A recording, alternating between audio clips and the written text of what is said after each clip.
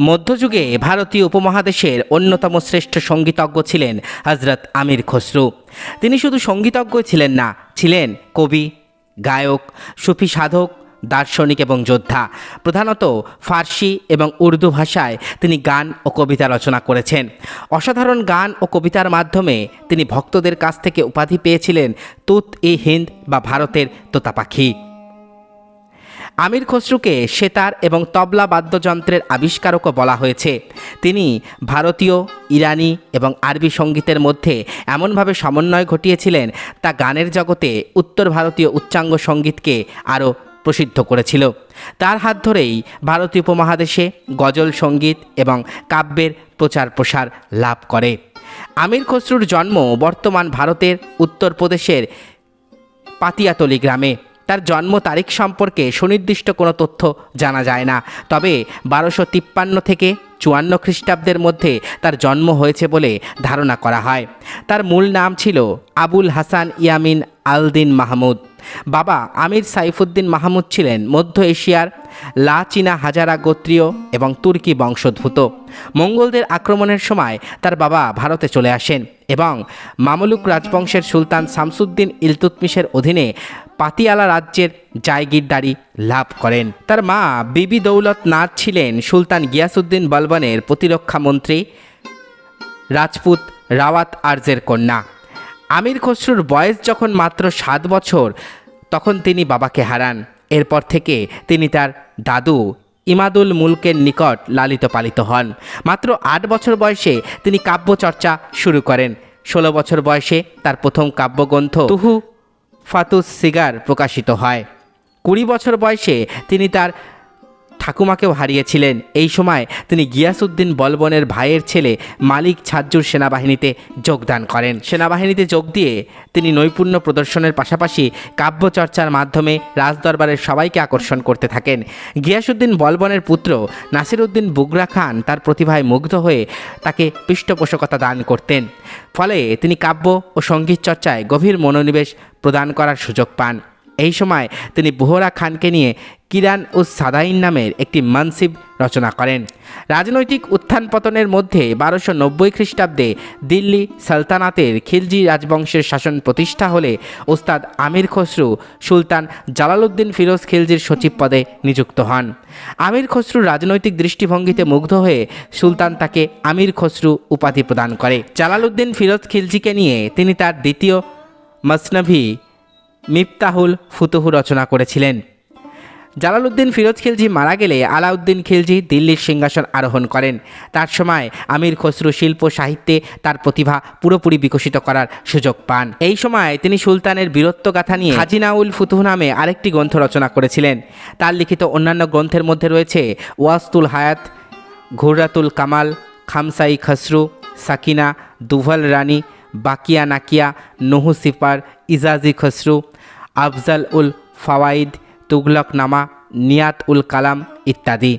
সঙ্গীত সম্রাট আমির খসরু ছিলেন ভারত বিখ্যাত অলি ও দরবেশ হজরত নিজামুদ্দিন আউলিয়ার অন্যতম শিষ্য। হজরত নিজামুদ্দিন আউলিয়া তার প্রিয় শিষ্য আমির খসরুকে এতটাই ভালোবাসতেন যে তিনি ভক্তদের বলে গেছিলেন তার প্রিয় শিষ্য আমির খসরুকে যেন তার পাশেই কবর দেওয়া হয়।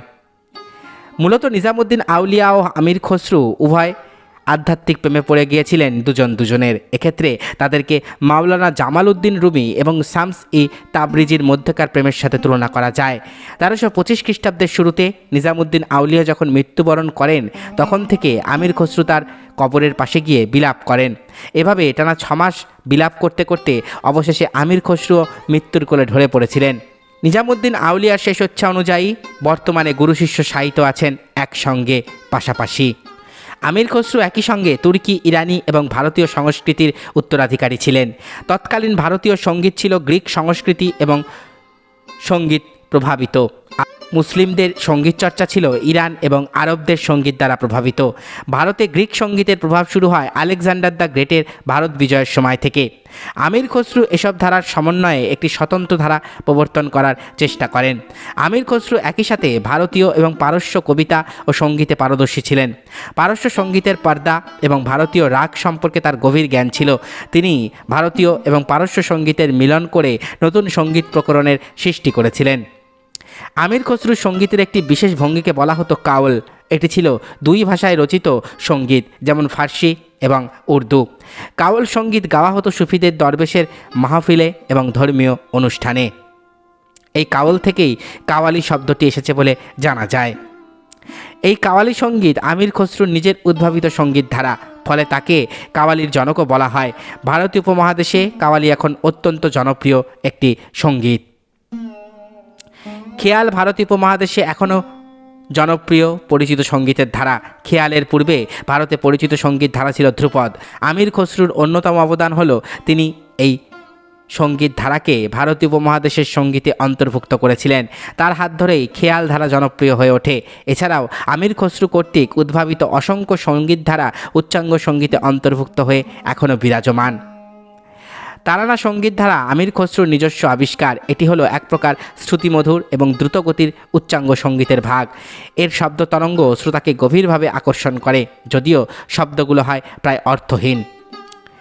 আমির খসরু পারস্য এবং ভারতীয় সংমিশ্রণে কয়েকটি নতুন তান এবং লয় সৃষ্টি করেন। ভারতীয় এবং পারস্যের পারস্পরিক সুরের মিশ্রণে আমির খসরু সুতার এবং অপর কয়েকটি ছন্দ আবিষ্কার করেছিলেন। তৎকালীন ভারতীয় উপমহাদেশের প্রখ্যাত সঙ্গীতজ্ঞ নায়ক গোপালকে তিনি সঙ্গীত প্রতিযোগিতায় পরাজিত করতে সক্ষম হন। কথিত আছে, তেলেঙ্গানা রাজ্যের জন্মগ্রহণ করা এই নায়ক গোপালের প্রভাব প্রতিপত্তি এত বেশি ছিল যে তার 1200 শিষ্য পর্যায়ক্রমে তার পালকি বহন করতেন। আলাউদ্দিন খিলজির দরবারে আয়োজিত এক সঙ্গীত প্রতিযোগিতায় আমির খসরু তাকে পরাজিত করে সকলকে তাক লাগিয়ে দেন। এই বিজয় আমির খসরুকে ভারতীয় উপমহাদেশে তৎকালীন শ্রেষ্ঠ সঙ্গীতজ্ঞের মর্যাদা প্রদান করে। তিনি অসংখ্য নতুন রাগ, তাল, সঙ্গীতযন্ত্র আবিষ্কার করেছেন। আমির খসরু কর্তৃক আবিষ্কৃত রাগগুলোর মধ্যে রয়েছে সাহগারি, ইয়ামানি, ইসাক, মুয়াফিক, গানাম, জিলাফ, ফারগানা, সারপর্দা, সিরুদাসাত, ঘাড়া, মুজির, সানাম, জানগুলাহ, খেয়াল, আহমান, বাজরেক, প্রভাত, নিগার, বাসিক, শাহানা, সুবিলা ইত্যাদি। যে সমস্ত তাল তিনি আবিষ্কার করেছিলেন তা সেগুলি হলো সাওয়ারি, ফিরদাস্ত, পাহলওয়ান, জাট, পুস্ত, কাওয়ালি, আরাবৌতালি, জালাত্তিতালা, জুমরা, সুলকাক্তা, খামসাহ ইত্যাদি। বিশেষ ধরনের আরবি, ফার্সি এবং ভারতীয় সঙ্গীত ছাড়াও বিবিধ সঙ্গীত শাস্ত্রে আমির খসরুর শ্রেষ্ঠত্বের পরিচয় পাওয়া যায়। সঙ্গীতের ক্ষেত্রে তার বিশেষ দক্ষতা ছিল কাওল, কানবালা, নাকস, গোল, হাওয়া, তেরানা, সাহিলা ইত্যাদি। আমির খসরু শুধুমাত্র সঙ্গীতের নতুন নতুন স্বর, সুর, তালের আবিষ্কারক ছিলেন না, বহু সঙ্গীতের বাদ্যযন্ত্র আবিষ্কার করেছেন তিনি। সেতার, তবলা, রাহতাব, দোলক ইত্যাদি বাদ্যযন্ত্র আবিষ্কারে তার গুরুত্বপূর্ণ অবদান রয়েছে।